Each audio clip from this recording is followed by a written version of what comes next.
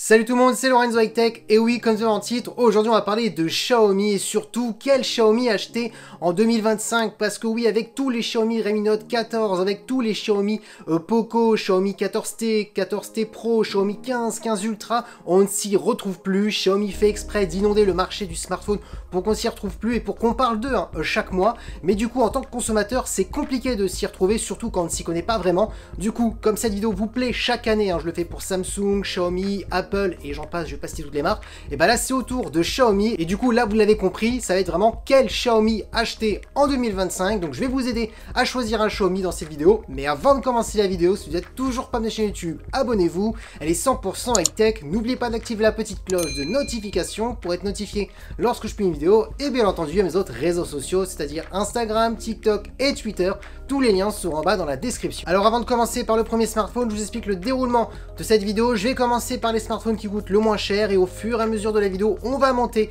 en termes de tarifs jusqu'au plus cher, donc du coup jusqu'au plus haut de gamme, et bien entendu dans cette vidéo je ne donnerai pas toutes les caractéristiques parce que sinon la vidéo durerait trop longtemps. Alors premier smartphone que j'ai choisi, c'est tout simplement le Xiaomi Redmi Note 14 4G, attention pas la version 5G, on est au tarif de 199,99, donc on peut le dire, on est à 200 €, donc c'est vraiment le smartphone parfait pour une personne qui veut aller sur les réseaux sociaux, faire des petites photos par-ci par-là, avoir des performances plutôt classiques pour faire des petits jeux, pas des gros jeux vidéo, là ça risque d'être vraiment très compliqué. Je vous rappelle les caractéristiques, on a une diagonale de 6,67 pouces avec une résolution Full HD+, technologie d'écran AMOLED accompagnée par un taux d'enrichissement de 100 Hz. Par contre attention, on n'est pas sur une dalle LTPO comme certains smartphones haut de gamme, en même temps ça n'existe pas sur de l'entrée de gamme une dalle LTPO, donc on est sur un 100 Hz classique. Par contre on a un bon écran de 1800 nits, donc assez lumineux pour tout le monde. Concernant la partie photo, ça va aller très vite, il n'y a qu'un seul très bon capteur, c'est le capteur de 108 mégapixels. Ensuite on a un capteur macro et de profondeur de champ de 2 mégapixels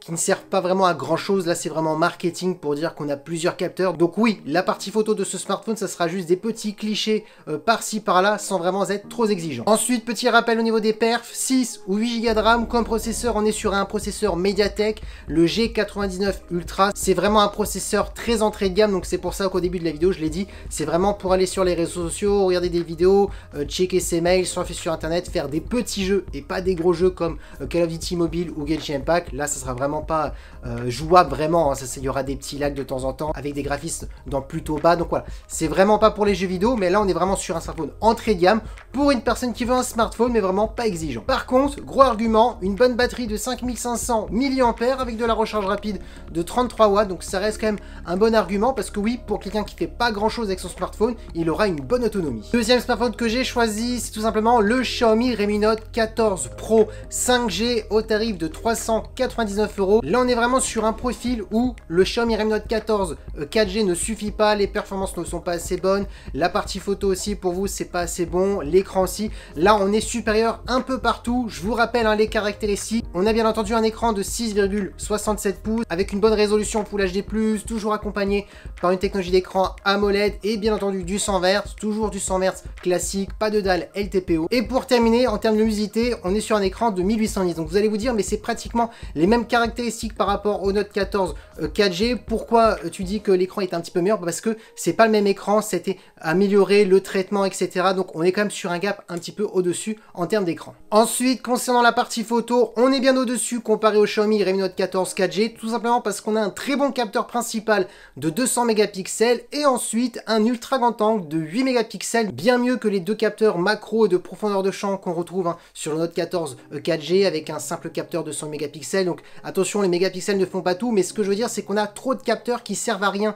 sur le Redmi Note 14 4G, ce qui n'est pas le cas sur ce Xiaomi Redmi Note 14 Pro 5G. Ensuite bien entendu pour les performances ça n'a rien à voir, c'est le jour et la nuit, on est sur du 8 Go de RAM accompagné d'un processeur de Mediatek, le Dimensity 7300 Ultra. On est vraiment sur un gap bien au-dessus en termes de performance, donc si le premier smartphone que je vous ai parlé ne vous suffit pas en termes de perf, celui-ci normalement devrait vous suffire. Et pour terminer au niveau de la batterie, on est sur une batterie de 5110 mAh avec de la recharge rapide de 45 watts. Donc on peut le dire, on est vraiment sur un gap au-dessus par rapport au smartphone précédent. Troisième smartphone que j'ai choisi, c'est tout simplement le Poco X7 Pro au tarif de 369 €. Et oui, il est moins cher par rapport au Xiaomi Redmi Note 14 Pro 5G et il a des points positifs et des points négatifs. Alors ce smartphone là est vraiment pour les personnes qui préfèrent vraiment les performances et un peu moins la partie photo. Si vous préférez préférez faire des belles photos pour un petit budget, je vous conseille plutôt le Xiaomi Redmi Note 14 Pro 5G. Par contre, si c'est plus les performances, c'est ce Xiaomi Poco X7 Pro qu'il faut choisir et qui est vraiment intéressant en termes de rapport qualité-prix. Je vous rappelle les caractéristiques, on est sur une diagonale de 6,67 pouces avec du Full HD+, accompagné bien entendu par une technologie d'écran AMOLED et toujours du 100 Hz classique, pas de dalle LTPO. Si vous aimez bien les écrans lumineux, eh bien c'est le cas sur cette gamme Poco parce que la marque a annoncé des crêtes jusqu'à 3200 nits. Par contre, en général, on serait plutôt sur du 1400 nits, mais bon, si l'écran a besoin de luminosité, il faut savoir que y a du coffre derrière cet écran. Ensuite, concernant la partie photo, on a un capteur principal de 50 mégapixels et un ultra grand angle de 8 mégapixels, donc ça peut suffire pour une personne qui n'est pas très exigeante. Par contre, attention, on est quand même en dessous d'un Xiaomi Redmi Note 14 Pro 5G. Donc voilà, on n'est vraiment pas sur la grande force de ce smartphone. La grande force, c'est les performances. Et d'ailleurs, je vous donne les caractéristiques. On est entre 8 ou 12 Go de RAM. Ça sera à vous de choisir. Comme processeur, ils ont choisi un MediaTek, le Dimensity 8400 Ultra, qui est un très bon processeur pour faire tourner tous les jeux vidéo comme Genshin Impact, Call of Duty Mobile. On pourra mettre les graphismes en élevé, pas en ultra, parce qu'on n'est pas non plus sur le plus haut de gamme de MediaTek. Mais en tout cas, on sera sur un smartphone polyvalent et parfait. Si vous n'avez pas à faire du gaming, parfait pour des tâches comme un peu de montage, tout ce qui est tâches plutôt classiques, réseaux sociaux, quelque chose qui dure dans le temps, ça sera possible avec ce Poco X7 Pro. Et pour terminer, en termes de batterie, on est sur une grosse batterie de 6000 mAh avec de la recharge rapide de 90 watts. Donc on peut le dire, ce smartphone est bien au-dessus en termes de performance et en termes de batterie comparé aux deux autres. Par contre, le seul petit moins, c'est la partie photo. Donc tout dépend vraiment de ce que vous recherchez. Quatrième smartphone que j'ai choisi, c'est tout simplement le tout récent Xiaomi Poco F7 Ultra qui est annoncé au tarif de 750 €. Alors ça fait bizarre de classer ce smartphone à la 4e place parce que oui, pour ceux qui regardent chaque année mes vidéos, souvent c'est les Xiaomi 13T, 13T Pro qui ont cette 4e place d'être le smartphone haut de gamme sans être trop dans les hauts de gamme comme les Xiaomi 14, Xiaomi 15, etc. Parce que oui, là maintenant on va rentrer dans le début du haut de gamme mais pas dans les plus premium à des tarifs très intéressants et c'est vrai que cette année c'est une première. Chaque année, on n'avait jamais eu des smartphones début haut de gamme dans la gamme Poco et c'est le cas cette année avec le Xiaomi Poco F7 Ultra, donc c'est lui qui possède la 4e place. Pourquoi il possède cette 4e place? Tout simplement parce qu'on a un bel écran. Alors je vous rappelle très rapidement les caractéristiques: 6,67 pouces, un écran 2K, AMOLED, 100 Hz. Attention, pas de dalle LTPO, c'est un 100 Hz classique. Par contre, écran très lumineux qui peut monter jusqu'à 3200 nits. Ensuite, niveau partie photo, c'est plutôt excellent. On a un capteur principal de 50 mégapixels, un ultra grand angle de 32 mégapixels et un téléobjectif pour avoir un zoom optique jusqu'à x2,5. On est sur un capteur de 50 mégapixels. On peut filmer jusqu'en 8K. Et ensuite, l'autre argument, c'est bien entendu, vous avez le choix entre 12 ou 16 Go de RAM, mais un processeur de Qualcomm et pas le n'importe lequel, le tout dernier, le Snapdragon 8 Elite. Et c'est vrai, jusqu'à maintenant, on n'avait jamais eu un tel processeur pour un tel tarif dans la gamme Poco. Et c'est vrai que du coup, le Xiaomi 14 T Pro de cette année se fait écraser un petit peu par le Snapdragon 8 Elite. Et c'est vrai que du coup, là, cette année, c'est compliqué de choisir la gamme T chez Xiaomi.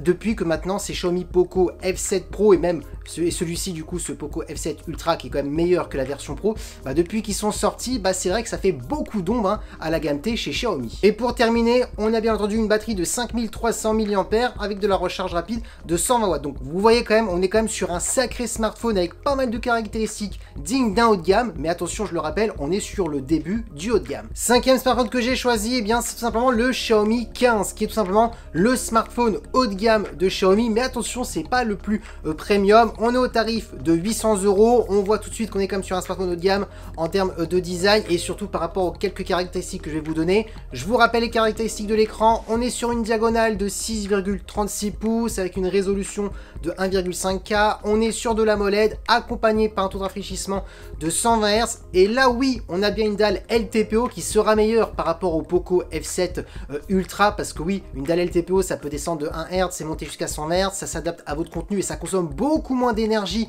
par rapport à un 100 Hz classique. Donc elle est là la différence entre le Xiaomi 15, parce que j'en suis sûr, je vais voir certains commentaires à me dire mais pourquoi acheter à 800 € ce Xiaomi 15 si on a un Poco F7 Ultra qui est à 750 € et souvent il y a déjà des petites promotions intéressantes? Parce que ça se joue comme à des détails. Une dalle LTPO c'est bien mieux qu'un 100 Hz classique qu'on peut retrouver comme sur des dalles à 200 €. Donc c'est là aussi comme la différence qu'on retrouve sur ce smartphone haut de gamme de Xiaomi, sur ce Xiaomi 15. Ensuite, un écran très lumineux, on est sur du 3200 nits en crête, on est dans les alentours ensuite en temps général de 2000 nits, donc on peut le dire, on est sur un bon écran. Avant de vous parler de la partie photo, juste petite rectification, je sais pas pourquoi j'ai dit 800 € pour le Xiaomi 15, mais non, on est bien à 1000 € pour le Xiaomi 15. Maintenant, parlons de la partie photo, et là on va être vraiment sur un excellent photophone, parce que oui, chaque année, les gammes avec les meilleures photos, c'est vraiment les gammes classiques haut de gamme avec les gammes ultra. Je vous rappelle les caractéristiques très rapidement. On a un capteur principal de 50 mégapixels, un ultra grand angle de 50 mégapixels et un téléobjectif de 50 mégapixels qui permet d'avoir un zoom optique jusqu'à x2,6 sans perte de qualité.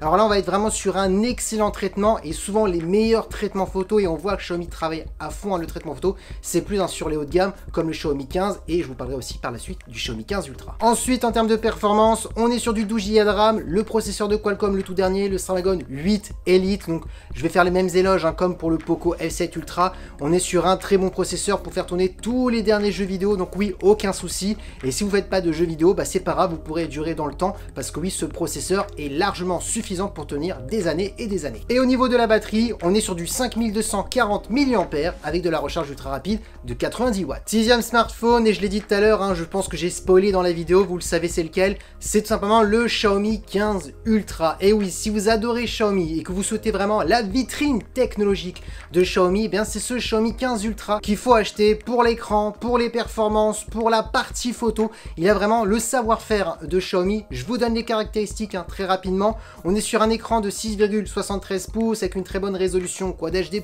un écran AMOLED accompagné bien entendu par du 100 Hz avec une dalle LTPO. Ça sera la meilleure dalle LTPO que vous pourrez retrouver sur un Xiaomi. Et bien entendu, au niveau de la luminosité, là aussi c'est très bon. On est sur un écran de 3200 nits. Concernant la partie photo, ça sera le meilleur photophone de Xiaomi. Un grand capteur principal de 50 mégapixels avec aussi un grand capteur de 1 pouce qui permettra vraiment de capter beaucoup plus de lumière pour les photos de nuit, plus de détails pour les photos de jour. On a ensuite un ultra grand angle de 50 mégapixels, un téléobjectif de 50 mégapixels et de 200 mégapixels qui permettra d'avoir deux zooms optiques jusqu'à x3,5 et x4,3, donc sans perte de qualité. Et au niveau de la vidéo, on pourra filmer jusqu'en 8K ou en 4K, ça sera à vous de choisir. Donc vous l'avez compris, si vous voulez le meilleur photophone chez Xiaomi, ça sera ce 15 Ultra qu'il faudra choisir. Et pour les performances, ça va très vite, 16 Go de RAM accompagné d'un Snapdragon 8 Elite qui est le tout dernier processeur de Qualcomm, et il y aura une meilleure optimisation sur ce Xiaomi 15 Ultra comparé au Xiaomi 15 ou même au Poco F7 Ultra, parce que oui, vous allez peut-être me dire en commentaire, mais à quoi bon prendre ce 15 Ultra si on a le même processeur que sur le Poco F7 Ultra ou sur ce Xiaomi 15? Sachez que le processeur, malgré qu'on a les mêmes sur ces trois smartphones, l'optimisation n'est pas pareille, et souvent ils optimisent à fond, vraiment au maximum sur les gammes les plus chères. Ils perdent plus de temps sur les gammes plus chères, c'est tout à fait normal par rapport aux gammes le moins chères. Donc oui, les meilleures performances, ça sera vraiment sur ce 15 Ultra. Et pour la batterie, on est sur une batterie de 5410 mAh avec de la recharge rapide de 90 watts. Du coup, voilà mon classement sur les Xiaomi achetés en 2025. Dites-moi en commentaire si vous êtes d'accord avec moi, si vous possédez déjà un des smartphones que j'ai cités. Donc là, j'ai vraiment sorti plusieurs smartphones par rapport à plusieurs budgets, que ce soit dans l'entrée de gamme, milieu de gamme, le début du haut de gamme, le haut de gamme et le premium. Donc là, vous avez du choix. 6 smartphones, ça laisse quand même pas mal de choix. J'ai pas allé au-delà parce que si je propose plus de smartphones, il n'y a plus d'intérêt, ça complique les choses. Donc normalement, il y a le choix vraiment pour tout le monde. Et du coup, oui, la vidéo est terminée. Si la vidéo vous a plu, n'oubliez pas le petit pouce like, de vous abonner sur cette chaîne YouTube et d'activer la petite cloche de notification pour être notifié lorsque je publie une vidéo, et bien entendu à mes autres réseaux sociaux, c'est-à-dire Instagram, TikTok et Twitter. Tous les liens seront en bas dans la description. Maintenant, je vous dis à très bientôt. C'était Lorenzo High Tech. Ciao!